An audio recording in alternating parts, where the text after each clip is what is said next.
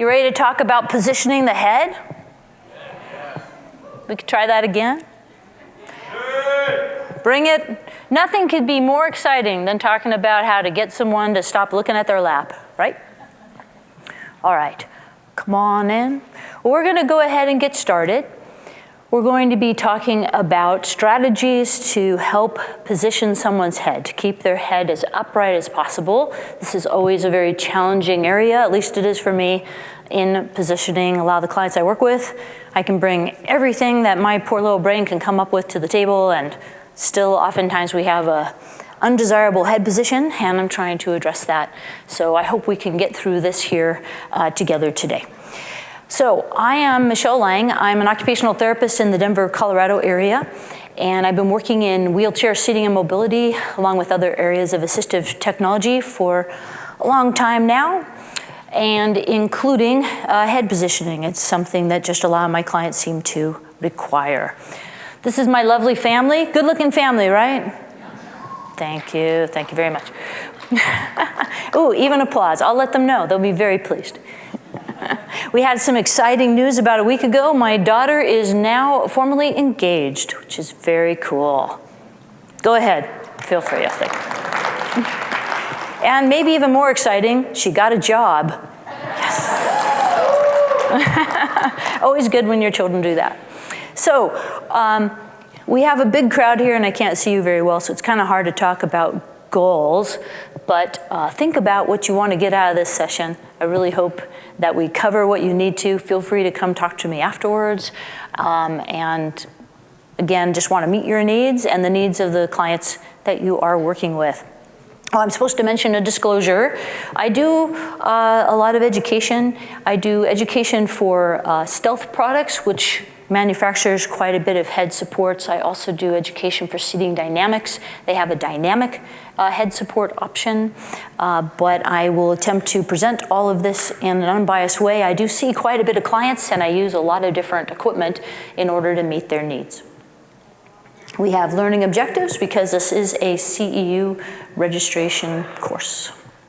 So this is what we're going to talk about. We're going to touch on assessment considerations when we're looking at achieving a good head position for a client. We're going to look at some posterior options because that's most of our head support options. Thank you, Vanna. Thank you, Wheezy Walker. I appreciate that. Could you bring me some cheesecake next? Thank you. And then we're going to talk about some other options. A lot of them are anterior when nothing posterior seems to be working. So a couple considerations, and you all know this, when we're looking at someone's head position, we have to look at the entire position of the client because the position of the head is very, very dependent upon the position of the pelvis and the position of the trunk. So if we have a client who's in that nice posterior pelvic tilt, we've got a flex kyphotic trunk, the head's not in a good position over that. So we have to do a thorough positioning eval, and we have to also keep in mind the seat to back angle and position in space, like tilt, of this client using those strategies to improve, optimize their head position. So we're going to start with a case study because I think it's always great to get some context when we're talking about this stuff. So I want you to meet my friend Kian. Kian is not in the best position here. He's in a rather generic adaptive seating system, so it's not customized to him, except just to meet his dimensions somewhat. And he kind of looks like he's hanging on for dear life. He's got a lot of hyperextension in his neck here on the picture on the left, on top of that posterior pelvic tilt and that flex trunk. And you can see him from the front. He's just really trying to stay upright in this system. So I asked his team, why is Kian in this adaptive seat instead of his wheelchair seating system that I could see across the room? And they said, well, he looks better in this. That's not what we want to hear because this isn't customized to him. So I know there's a problem and we need to address it. So the supplier I was with and I took a look at his manual chair. We made some adjustments on the spot and already had him in a better position. But his head is still not in a good position here, right? What's going on with his neck? hyperextended, and we need to address this. Now, we have had a problem at this point with his mom. His mom had an idea of how to fix this situation. The previous supplier had not complied with her request, and so she fired them. And I was there with a new supplier trying to figure out what to do to improve his position. So what do you think we need to adjust here? Look at this picture. Got to say it really loud. Awesome, shoulders. We need to tighten those shoulder straps. Look where his shoulder is in relation to the back of the seating system. Mom didn't want to strap his shoulders or tighten the existing shoulder strap. She wanted to push the head support forward. What would happen if we pushed the head support forward? Push him off the back. It was really hard for her to determine that. And so we tightened them up to show her that now his neck is in alignment. She is not holding his head up. She just decided to adjust his hair as soon as I pressed click on my camera, right? Now, I think a lot of what we do in positioning is force and counterforce. So he has the force of the back, but he needs the force here and here behind his head in order to find that alignment in his neck. And in order to help Mom understand this, we kept taking these pictures. So we took a picture of him before, a picture of him after. She kept saying, move the headrest, move the headrest, move the headrest. Eventually, after looking at these pictures, we convinced her, tighten shoulder straps. Once we convinced her, she decided his feet were hot and took his feet out of the shoe holders. But you got to pick your battles, right? And at that point, I was glad his head was at least upright and aligned. By the way, once his head was upright and aligned, he was able to use a switch by the side of his head and use his communication device, which was actually why I was there in the first place, is to figure out how he could access his communication device. A little hard to access your communication device when your head's in that position. So a quick anatomy review. Has everyone brought their heads with them? Good. So we have several areas of the head we can contact in order to try to achieve an aligned and upright head position. We have the occiput, but that's just hanging out here. And if we put support behind the head, there's really nothing to keep the head from going like this. And there's certainly nothing to keep it from doing this. Unless we glue them to the head support or have magnets in there or something, it's not going to work. So we need to bring in other strategies to encourage the head to come up against the posterior support. The only real inferior area of the skull that we have to provide support is the sub-occipital shelf. So if we can provide support there for people who require a little more support and alignment, it actually allows a little bit of weight bearing. But everyone's skull is shaped differently. You can't see what mine looks like under here. I don't want to know what it looks like. So if we have support under here, that can help to keep the head upright, but it also can help prevent hyperextension. It's really hard to hyperextend if you have that support cupped under the back of your head. So this is an area that I often take advantage of. We have an anterior surface here at the forehead, and we can also support underneath the jaw using collars. Come on, there we go. So again, just taking a look at this anatomy and where we can bring in that support. One challenge with placing support in front of the forehead to keep someone from falling forward is when our head comes forward, we don't simply move forward like this, it's a rotation. So if we place something here, it's really easy for people to slide out from under it. So positioning gets important. It's also very important to make sure the client is not trying to escape whatever you've placed in front of the forehead. If that's necessary, that we explain why this is being used. My clients who do need any form of anterior support are generally on board, understand why this is desirable, and have agreed to use it. If they don't want to use it, they will usually get out of it. So what causes these poor head positions? Well, for most of our clients, it's just decreased strength and control of the neck. But there's a wider variety of causes for a less than desirable head position. And that can be that perhaps someone's hyperextending their neck to try to get their trunk upright, to try to keep that upright trunk position. They might need some more support. It might be that their tone is actively pulling them forward. Those are really tough clients to work with when a client fights you every time you try to get their head upright. There might be a visual impairment, such as midline shifts or cortical visual impairment, or lack of vision that can greatly impact how somebody holds their head. It might be that the client is trying desperately to safely swallow or optimize their breathing. And this is very important to evaluate. We don't want to place someone in a position where either of those are compromised. And then finally, if someone has a fixed kyphosis, it's obviously going to impact their head position. We need to accommodate for that. So, vision. Midline shifts are a cortical problem. The visual portion of the brain says, my midline is not where it typically is. And this type of midline shift is very common in people with cerebral palsy and traumatic brain injuries. So instead of midline being right in front of the eyes, instead it's above, more like where the forehead is. These clients tend to hang out like this. They can come forward, they can come back, they're not hanging forward, they just pull forward and kind of hang out here because it optimizes their vision. If you suspect this might be a problem, you can refer to a neurodevelopmental optometrist. There's various names for these folks, and they can assess this and often correct it through some glasses and visual therapy. I've had a few clients where through this intervention of their vision, the client's head came upright and was midline and aligned. I can't make that happen with a head support. It needed a different type of intervention.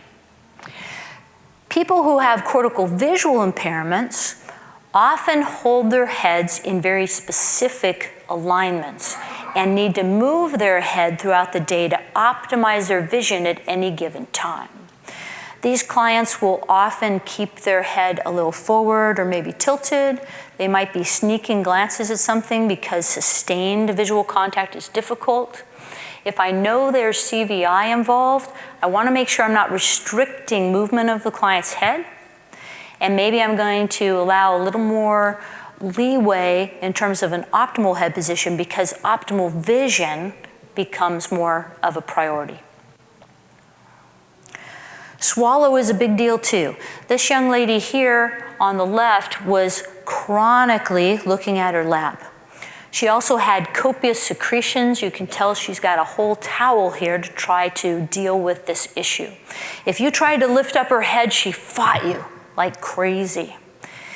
I got her out of the chair, always a good idea, right? Got behind her on the mat table and started moving her around. And as I came back far enough, her head came up, and more importantly, she swallowed. She needed to be in a very specific position in order to feel safe swallowing. And if she wasn't in that position, she did not feel safe and would fight you tooth and nail. So we opened her seat to back angle quite a bit, but she keeps her head up and she safely manages her secretions. If someone has that fixed kyphosis, then their head is forward of their pelvis, and that's really hard for head control. It makes it very difficult to lift your head, and if you do lift your head, you end up being hyperextended. This is a huge problem, particularly in our geriatric population, and we know a lot of wheelchairs that are hanging out in long-term care facilities don't have the adjustment that we need to address this issue. What we need to do when someone has a fixed kyphosis is get their head over their pelvis or slightly behind to allow them to lift their head without being in hyperextension. But that requires one of two adjustments. Let me get my little ruler here. That requires either tilting the client or opening the seat to back angle until their head goes from here to over their pelvis. And now that person has a chance of lifting their head up, again, without that hyperextension. This is, again, a huge problem in long-term care. We've got a lot of clients who are being pushed into the dining room for breakfast. They're hyperextending as they lift up their head. Someone's spooning some oatmeal in there and they're aspirating. If I swallow the wrong way, I'm gonna cough like crazy and embarrass myself. Might have oatmeal coming out my nose. But if I'm 85 years old, I don't have a very good cough, and there's a really good chance I'm gonna get pneumonia. There's a lot of people in our geriatric population who die from their last aspiration pneumonia. This can so readily be addressed, but it takes a chair where we can really adjust that seat to back angle or tilt the client. So in general, we can try our best to achieve a neutral pelvic position for our clients. On top of that, we have a balanced trunk, balanced head to optimize whatever head balance, head control the client might have. We want to use strategies to increase trunk extension as well as scapular retraction. That all helps to better align the head. We have a lot of clients who maybe have an upright trunk, but there's this chronic rounding here, and that's going to impact head position as well. We can utilize tilt and recline if that helps for the client. I don't want to overutilize it because we've all seen clients who are staring at the ceiling, might keep their head back, but not a very functional position. Also not a position where we want clients who are going to lose head control that they have.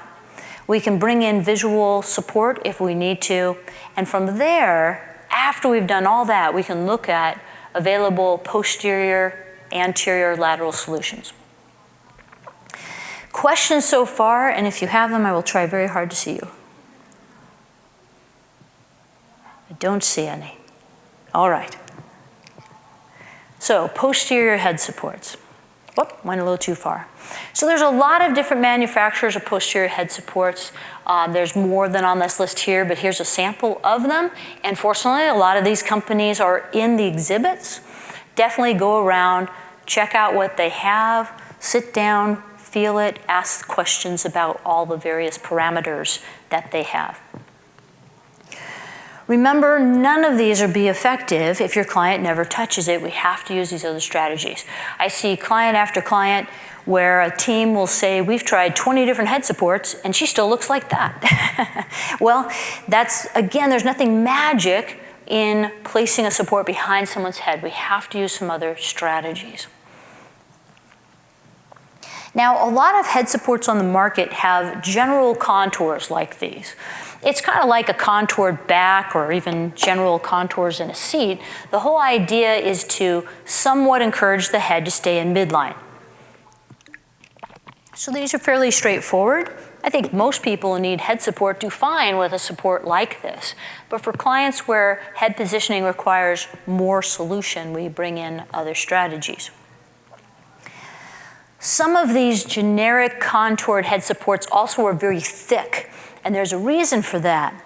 For clients who spend a lot of time tilted or reclined, or have a very open seat to back angle, the back of the head becomes a weight-bearing surface. And it's important that that surface isn't like this. We don't want it to be a rock. Many of our head supports are rather firm. So if you're working with a client who's actually weight-bearing on the back of their head a great deal of time, it's important to provide adequate relief in that area. Some head supports have lateral support, and that's designed, obviously, to try to keep the head in midline when a generic contour won't do, similar to how we add laterals to the side of a back to encourage midline trunk. So depending on the style that we have, sometimes we have a rather generic lateral support. It might be on a hinge like the one shown here, and we can swing those in, but it's not a real targeted support. So this may be enough for some clients. Other clients need a lateral that can be brought in a little more specifically. The shape of these laterals is important too.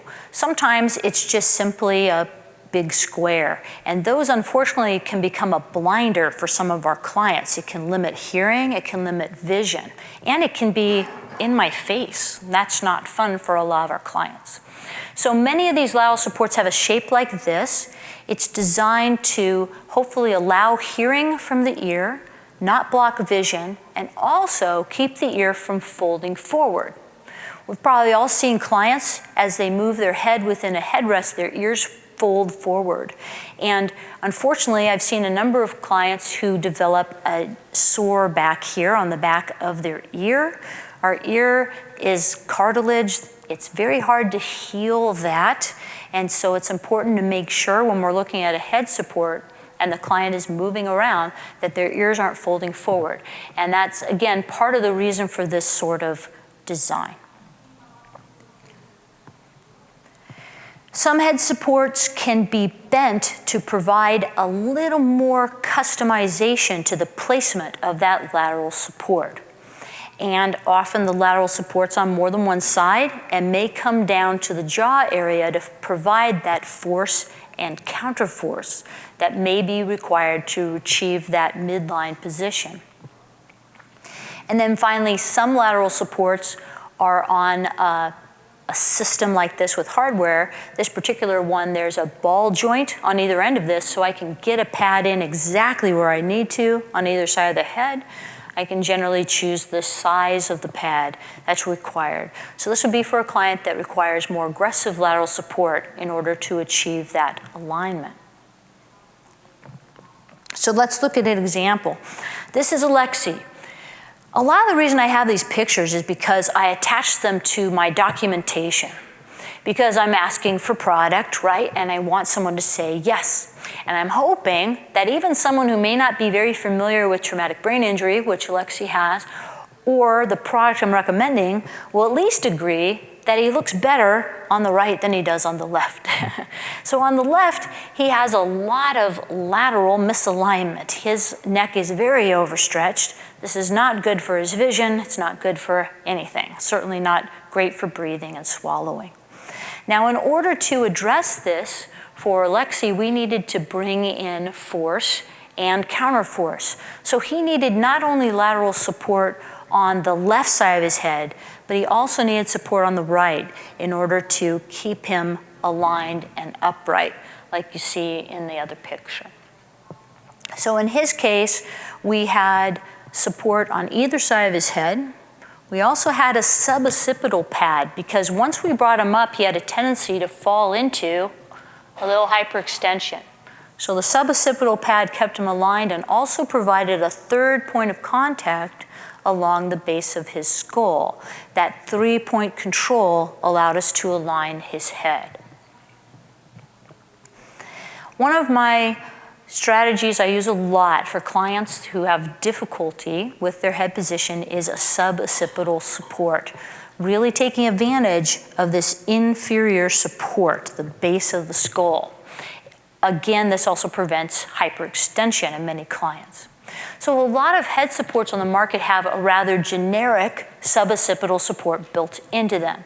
If you look at the support on the left, it curves in. So depending on the shape of your skull, this might provide contact in the right area, it may not, just like any other generic contour that we work with. The one on the right also has kind of a scooped out area. It's designed to capture that sub-occipital shelf. So perhaps providing some weight bearing there and preventing neck hyperextension.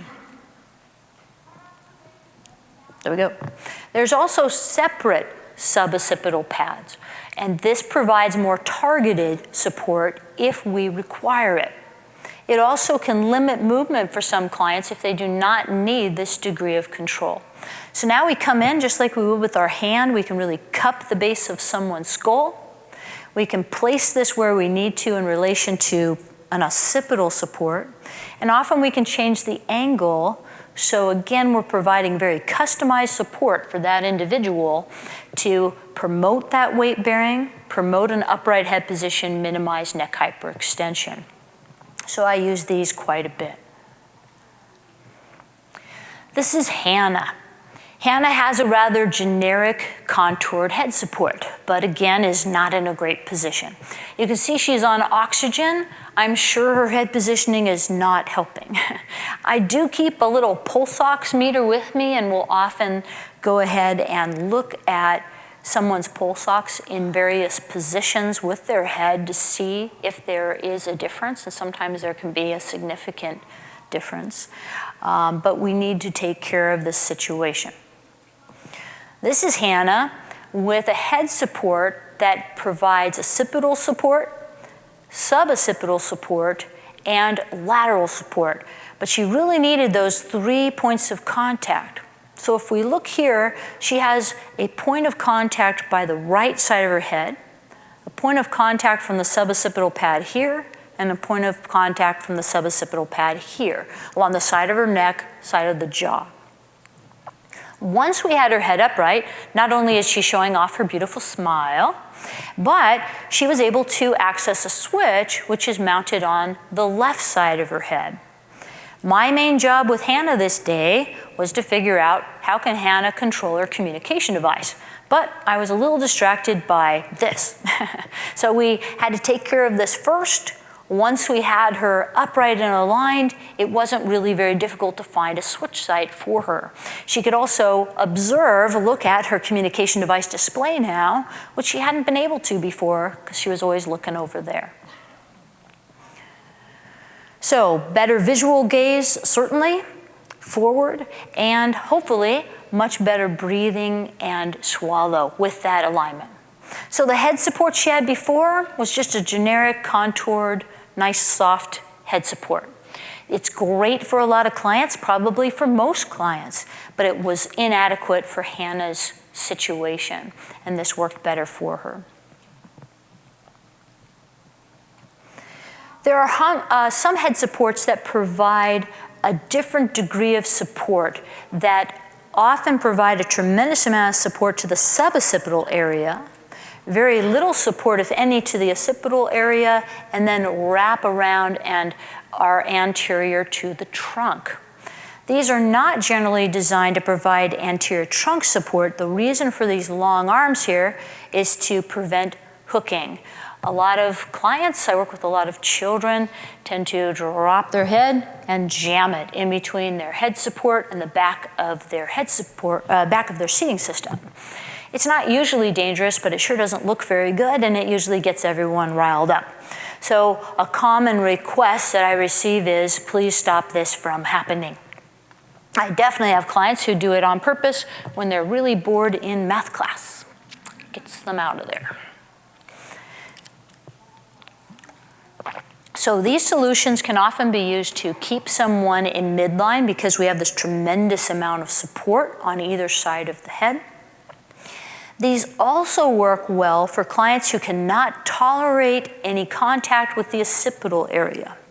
We have some clients where, in response to pressure in this area, will extend. It can trigger a reflexive response, and those clients need a lot of support oftentimes in this area, but we need to spare contact with the occipital area.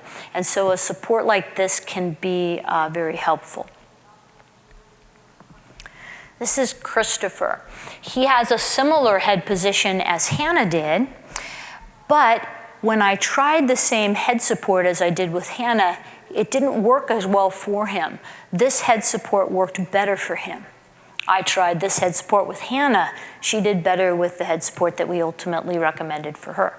So I'm sitting in an IEP meeting. This doesn't happen to me very often. And they're talking about like reading and math, and I'm an OT, so I don't really care. And I'm bored and I'm distracted because I'm thinking, doesn't anyone see how rotten Christopher's looking in this seating system? So I slipped out the back door, no one seemed to notice, and went to my trunk where I have all sorts of things, and I had one of these head supports, grabbed it, slipped it onto his seating system, and his head came up. And he started looking around the room, and he started smiling. And a long time after that, finally, they stopped talking about math and reading and stuff and said, wow, Christopher's head's up, and he's looking at us. What did you do? I said, well, I changed out his head support. Problem was I couldn't leave it there, and that always drives me crazy. But we ordered one for him, and he's doing very well. Another option that's important to keep in mind with head supports that most manufacturers offer is we can let them know what type of materials and upholstery we want. So if somebody is perhaps banging against their head support or putting a lot of pressure on the head support, we might want to use thicker, softer materials to accommodate that so that the client isn't bottoming out on their head support in any area of the head support, similar to what can happen with a cushion. One of my favorite things to do, though, is change out the upholstery. The picture here shows a nice, slick upholstery, like a glide skin kind of upholstery. How many times have you seen a client who, through constant rubbing against their head support, has worn a bald spot on the back of their head? Seen that sometimes? Nobody at all, huh? Okay, there you go, yeah. That's not fun. It must not feel very good to rub the hair right off your head. I have switched many clients over to a smoother upholstery, and I've actually seen their bald spots recover. Hair is regrown. That may not be my strongest funding justification, but it is an important consideration that if we know there's that much friction going on, to change out the material. We can also accessorize, which is very cool, and this is something that I do often when it comes to head supports. I work with a lot of clients who are using switches to control their other technology, and mounting those switches can be tricky. Many of my clients are able to use a switch by the side of their head, but I need to get it there. And one of my favorite ways of doing this is to mount it right off of the head support. So there are different options. I have some of them up here if you want to look at them afterwards as well, where we can mount a mechanical or an electrical, like a proximity switch, by someone's head. Now we could do this using a head array, for example. And by the way, on those head arrays, you can add a sub-occipital pad if that helps for your client as well. I often do that. But we can also just add a single switch or two switches to access other technology, such as a communication device. This swings out of the way if it's not needed, and when it comes back in, it's always in a consistent spot. And that's really important for access. That consistency helps someone to be more successful in use of that switch. Another option we can request, depending on the manufacturer, is for them to embed a speaker in a pad. So if we have a pad over here by the side of someone's head, not only can that provide lateral support, but it can house a speaker. Now, our best justification isn't so I can listen to YouTube videos, but a lot of our clients are using other technology. A lot of the clients I work with are using communication devices and use a strategy called auditory scanning. So they listen to their choices, their vocabulary choices. When they hear the one that they want to speak aloud, they hit their switch. The advantage of having the speaker is that only I hear my cues. Otherwise, everyone around me hears every single choice that I have. It's extremely distracting in a work environment, a school classroom, and often people try to engage the cues rather than what someone's saying. So this can be a nice way of tucking in a speaker as well. Come on. Whoops, there we go. We also have dynamic options. Yesterday we had a session for a half day on just dynamic seating. There's a lot of cool options out there. One of those options is providing dynamic movement at the head. This may be used with dynamic movement in other places, like the hips or the knees, but we can also provide it at the neck. There's a variety of options out there, but these can be used for a variety of reasons. Some of our clients break their headrest hardware chronically. It's always coming off. We might be reinforcing it, but using a dynamic component can absorb that force and protect the hardware from breakage. More importantly, we're hopefully protecting the client from injury. Again, I work with clients who routinely break their headrest mount clean in half. If they can do that, I'm wondering what in the world is happening to their brain and to their neck. We don't have enough research on that yet, We know how much force it takes to cause a concussion, because there's lots of research on that. But we don't know how much force some of these clients are exerting against their head support. We can only surmise it's a whole lot. So if I can diffuse that force and protect my client, that's a very important consideration as well. For some clients, by allowing a little bit of that force diffusion, I can decrease some overall extension for the client. It is important when looking at dynamic seating behind the neck to make sure that the client doesn't have too much movement if they react in a poor way to that. So some clients, as soon as this head breaks midline, all sorts of chaos can happen. There might be increased tone. I might set off undesirable reflexive responses. So for those clients, I might choose a dynamic option that absorbs forces but doesn't provide very much movement. That might work better for that individual. Okay, I want to see if we have any questions before we move forward with some other options. I'm going to try to see you. I've got some help to see those hands if I don't see them. Oh, there's one, of course, way in the back. I think they're in Kansas. Thank you for hiking out there.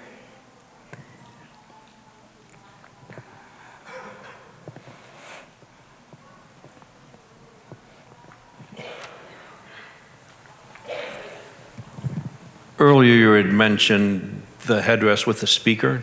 Mm-hmm. Who manufactures that? Stealth Products has that option where you can order a speaker and have it placed into one of the pads. I also know families who have tried to take just a speaker that they've purchased, such as a pillow speaker, and tuck it under the upholstery. Earbuds and such under the upholstery don't usually work because they're designed to sit right in the ear, and when you put them under the upholstery a few inches away, usually the volume isn't loud enough. Any other questions? Yes? Which device did you actually use for Alexa support? Oh, so the question was, what device do we use for Alexi? That particular solution is also from Stealth, and it's the Ultra. It has the sub-occipital pad, occipital pad, lateral pads. All right.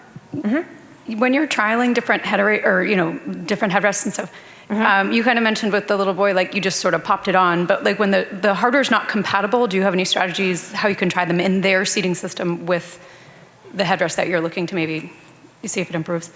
Sure. I have found that most of the clients I work with already have a universal hardware, a universal headrest adapter on there, a plate, and then the mounting hardware for that individual headrest is attached to that universal plate. So that allows me to swap it out. So depending on the head support, there might be a certain size square tube or round tubes, very common. I can take that mounting plate and swap it out. So when I have various head supports that perhaps I want to try with someone, I don't just have the head support, I typically have the entire mount and the plate that attaches to the back. And that way I can change them out if I need to, because they are not universal, which is rather annoying, and it does make it hard to try various solutions. Yeah. Hi. What would cue me in to think that it may be visual? How would I suspect that so I know to send them to a ophthalmologist or something? Sure. I find that most clients who have cortical visual impairment that I see have already been diagnosed with it. I can ask the family, and so usually I'm clued in on that. If I suspect a midline shift, these vertical midline shifts, these are the clients that often are just kind of hanging in this area. They haven't fallen down. They're not pulling down. They can come up here, but they just kind of slowly come down because they're trying to accommodate that midline shift. There is a little cute screening test you can do depending on if the client can indicate to you when the object is in midline, but you can move a pen down and or pen or pencil, ask someone to stop it in midline. If they stop it in front of their eyes, chances are they don't have a shift. If they stop it in front of their forehead, there's a good chance they do, and then it's important to make that referral. I hope that helps some. It's a very short answer. Other questions? Nope. Oh, I guess so. Oh, yeah. Hi. Oh, hold on 1 second, sorry. Go ahead. If the person does have midline shift, Uh-huh. could this be the reason that when we put them in tilt, they don't like it? Okay, so the question was if a person has midline shift and we put them in tilt and they don't like it, could that be the reason? It might be. There's always those clients, you tilt them and they pull forward, right? It could be for a variety of reasons, but vision could conceivably be one of them because you're making it harder for them to see. And question back there? Yes, are we striving for perfection when we are aligning the head, or is good enough? I mean, like, how do you know when it's good enough? That's a good question. My personal bias is a functional one. So as much as I love it when everything lines up and looks great and I can take a picture of it, if my client can't be functional, it's not going to work. And a good example of that, again, are those clients that have cortical visual impairment where, okay, this is not a line position, but if that's where the client needs to move to look at something, I need them to be able to look at something. So I'm striving towards alignment, but not at the expense of function. And function includes not just functional activities, but I can breathe, I can swallow, very important activities. Okay. All right, I'm going to move forward so I don't run out of time. And then, oh, and we need to have chocolate, except I'm afraid I'm going to kill you. Let's see what we can do. I'm just going to try this, and if I hear anyone screaming, I'll stop. Anyone want chocolate? Let's see how far I can throw. Okay, I'm going to see how far I can throw. If you're, hey, I can see you. If this will help. If I don't reach you, you're going to have to move up. Okay, here we go. Oh my gosh. I'm sorry. Okay. There it goes. That's not far enough. Coming in sharp. I won't come in that sharp. Okay, we're going for the long lobs. There we go. I won't be able to move my shoulder in the morning. It's okay. All right, this is too slow. You ready? All eyes forward, no midline shifts. Whoa, we got a jumper. Oh my gosh. Okay, that's it. I'm afraid I'm gonna get those bad comments again. Okay. If you want more chocolate, it's up here after this session. All right, anterior head supports. So let's say we've tried everything we can think of, and believe me, I have been there. Tried everything I can to get the pelvis in neutral, to support the trunk, looked at seat to back angle, tilt in space, tried all these various features on posterior head supports, but my client's head is still forward. What can we do? It's very important that we explore thoroughly all those other options, because now we're entering territory where it's a lot harder for the client and the caregivers to accept what we are proposing, because we're often looking at collars, we're often looking at a forehead strap. Neither of those are very popular out there. There's things that are less acceptable in our society. I don't typically come up to people and pat them on the head, touch them on the head. It's a very intimate part of our body. And strapping it down is very counterintuitive to what our brain wants to do. So we need to look at other options. So let's look at some of them. With any anterior head support, be it forehead or collar, it's important to keep in mind transportation. We don't want somebody being transported in a vehicle with anything but a very soft cervical collar like the one you can buy down the street at Walgreens. Because if that head comes forward, we don't want there to be damage to the neck. There are some official documents out there about transporting people in a wheelchair. None of them specifically address the head, but I have spoken with the authors of those guidelines and had discussions about this sort of technology, and the recommendations, although not written down, were absolutely do not transport someone with a strap here or a firm collar. The client can be injured. So if we're working with a client who has very poor head control, we don't necessarily want to transport them like this. That's not safe either. Give them some support, but make sure it's soft. And this is if the client can use this. If the client has a trach or vent, they may not use this because it's going to occlude that area. It's also important to remember that in general, if we put something in front of the forehead and the client has just a skosh of head control left, they're going to lose what they have because they're not moving any longer, and those muscles will continue to weaken. If we use a collar, some clients, if they have the potential, will actually improve in their head control because now they're moving in a limited range. And a lot of clients, by the time we're looking at a collar, have extremely overstretched neck extensors, depending on their diagnosis, and they're either way down here or back like this. And there's nothing in between. So by holding them in this position, sometimes we can shorten those overstretched neck extensors, and we can provide a chance to move in that limited range. Sometimes clients will have an increase in head control. And we do have a superior head control option, head support option called the head pod, and it should be in the exhibit hall too with Pacific Rehab. And this was specifically designed to address head control and was originally designed as a therapeutic intervention to improve head control, and there are studies showing that it does. Fortunately, we have a few options short of strapping someone's head down. There are some clients where I can hold their head up really by just putting a finger on either side of their head. It's just helping them maintain that point of balance. Sometimes we can take lateral supports, place them snug, not vice grip, snug, on either side of the head, and that can be enough for someone to keep their head upright. And surprise, surprise, some people prefer that to a strap across their forehead. Another option is to take a longer pad and instead of just having it on the side, bend it so that it cups the forehead just a little bit.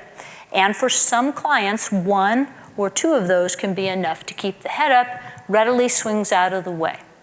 This is really client preference sometimes at this point, but this is a point where it's really nice to be able to say, what do you prefer?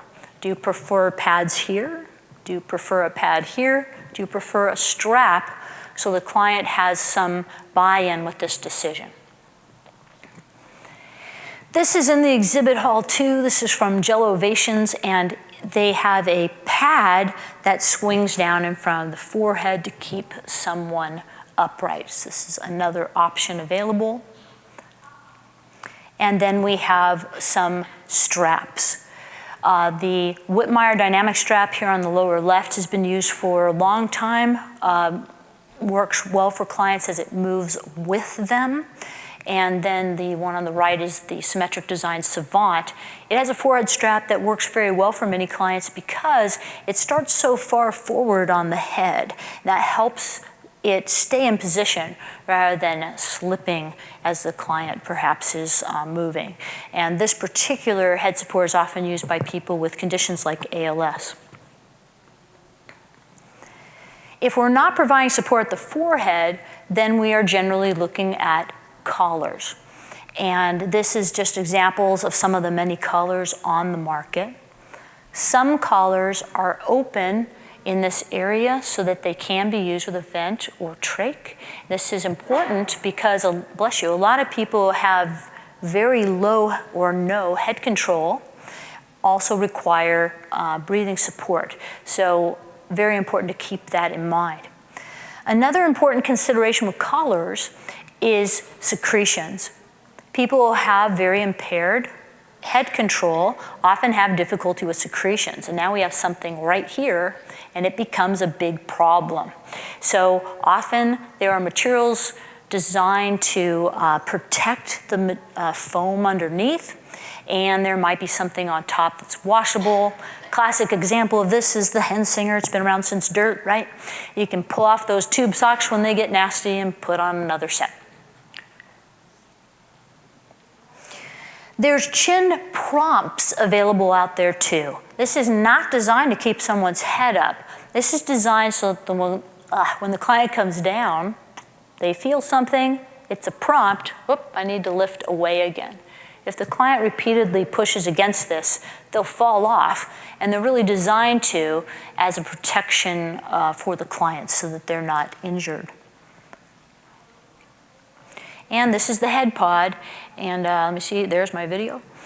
There's a strategy here to provide superior support. You can see this young man has very poor head control. His overall positioning wasn't looking too good either, but this is designed to keep his head upright.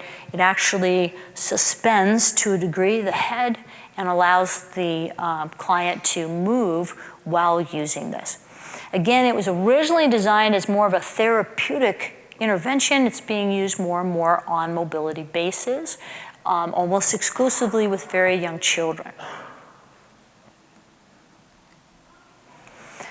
So what are our goals? Our goals are to, by improving someone's head position, to also improve their swallow, their breathing, their feeding, to prevent these neck extensors from getting really overstretched, and sometimes even these muscles here will get shortened. So keeping all that in balance. We want to promote that capital flexion, perhaps that little bit of chin tuck if it's appropriate. Sometimes with clients who have a trach or vent, we have to open this up actually a little bit to accommodate that. We want to allow good visual regard of the environment to take advantage of the vision the client has, increase function, and another important consideration, especially in growing children, is to prevent changes to the shoulder girdle. Our head weighs a lot, and if someone keeps their head in this position for long periods of time during growth, we can actually see changes to this entire shoulder girdle. We even have time for questions. Yay! Other questions? None? I must have done a really good job. There we go.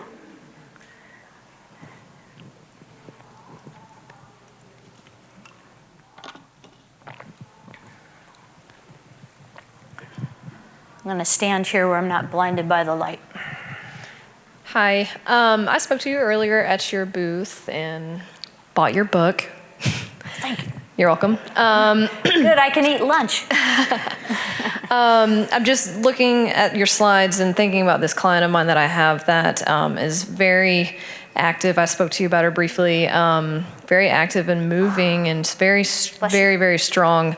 Has very forward flexed at the C-spine, T-spine junction. I mean, it's like almost like 80-degree flex. Like it's severely deformed, but she has control over neck extensor. She can physically raise her head up. You put any pressure on her forehead or in front of her, she will push against you and fight and go right back forward. So they have tried the soft C collar. She rips it off. The chest harness, I've continued to encourage the staff to make sure that they are securing it back because I think that's part of it. She flexes forward a lot and her head just hangs. The posterior tilt of her wheelchair doesn't seem to fix it. So anyways, I want to rack your brain and I want to make sure I get this out there to you to see if you can help me figure out what to do for her. Sure. First, I'd be happy to talk to you in more detail again after the session. Sure. But in general, I think we all struggle sometimes with clients where they're actively fighting us. You try to correct this person and they're fighting. Those clients, just in general, I have found often have a very compelling reason for wanting to be flexed. And that might be related to swallowing, it might be related to breathing, it might be something else. And it's important to problem solve that. Those clients I generally get out of the chair, I sit behind them on the mat, I try to find a position where they don't seem to feel obligated to bring their head forward with that force. And we have to really put our detective hats on and figure out what's going on. I'll give you a quick example of how unusual this can be. I saw a woman once, Kelly Waugh was doing a great course down in, it was probably at ISS, it was in Orlando a long time ago. And someone had contacted me from Orlando, sent me a picture of this woman from the shoulders up, horrible head position, and said, what head support do I need? I don't know. I need to see what their whole body's doing, right? So we invited this person to be Kelly's case study. Every time we lifted up this person's head after trying to correct the rest of their position, we noticed that something really funky was going on with her neck. Something was kind of sticking out of her neck. It was her shunt. And when we lifted her head, her shunt was twisting. It was kinking. So I put her head back, like, whoa, and said, above my pay grades, you really need to go back to whoever put your shunt in. Something seems to be wrong. She was nonverbal, but she was telling us strongly, oh, don't lift my head. And I think it had to do with her shunt. It can be so many different things. I've seen clients like the early picture I showed you of this young lady who really couldn't swallow. She couldn't manage her secretions unless her seat to back angle was very open. I saw another young man, every time he lifted up his head, we really were watching him, he stopped breathing. He'd drop his head,